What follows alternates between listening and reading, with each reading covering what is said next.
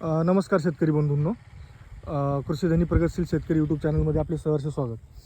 जर नजर चुकीने जर समजा आपल्या हरभऱ्यावर किंवा एखाद्या पिकावर आपल्याच्याने 2,4-Dचा पंप असेल किंवा 2,4-Dचं एखादी टाकी फवारण्यात आली म्हणा किंवा मजुराच्याने 2,4-D फवारण्यात आलं तर घाबरून जाऊ नका. आता तिसरा दिवस आहे या प्लॉटवरती 2,4-D फवारलेले, तर त्यांच्या लवकर लक्षात आलं. तर त्यामुळं काय झालं पहा की उपचार करायला सोपं गेलं. आता हे पहा, अशी पानं जवळ झालेली आहेत एकदम पूर्ण हरभऱ्याचे 2,4-Dमुळं. आणि काही ठिकाणी हा थोडं हे झालं होतं, तर आपण काय त्या दिवशी लगेच हे झाल्यामुळं काय केलं की त्याला DAP 1 मूठ, आपण जो पानासोबत चुना वापरतो खायचा तो 100 ग्रॅम आणि ह्युमिक ॲसिड 100 ग्रॅम अशी लगेच एक फवारणी घेतली. आणि आज तिसऱ्या दिवशी लगेच फवारणी घेतलेली. तर थोडा बहुत नाही अशातला भाग नाही, थोडा बहुत डॅमेज होणारच, पण पूर्णतः पीक जाणार नाही. DAP प्लस चुना प्लस ह्युमिक ह्या अल्टरनेट देणं तुम्ही 2 किंवा 3 फवारण्या जर घेतल्या तर तुमचं जळून नाही जाणार. तर घाबरून जाऊ नका शेतकरी बंधूंनो.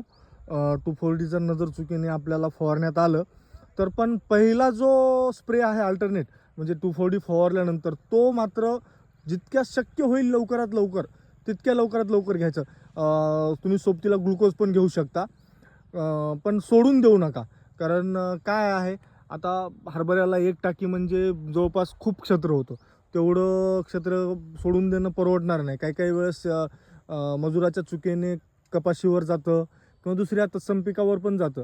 तर त्यावेळेस घाबरून न जाता टाकी स्वच्छ धुवून घ्यायची गरम पाण्याने, किंवा त्यापेक्षा सर्वात छान म्हणजे आपला जो गाळयुक्त पाणी असतं, गाळ खाली घासून घ्यायचा टाकीला आणि गरम पाण्याने धुवून घ्यायची टाकी. आणि लगेच शक्य होईल तितक्या लवकर ह्युमिक, चुना आणि DAP फवारणी तुमची जितक्या लवकर जाईल तितक्या लवकर ते त्याचं जो अंश आतमध्ये जाणार आहे पिकाच्या तो होऊ देणार नाही.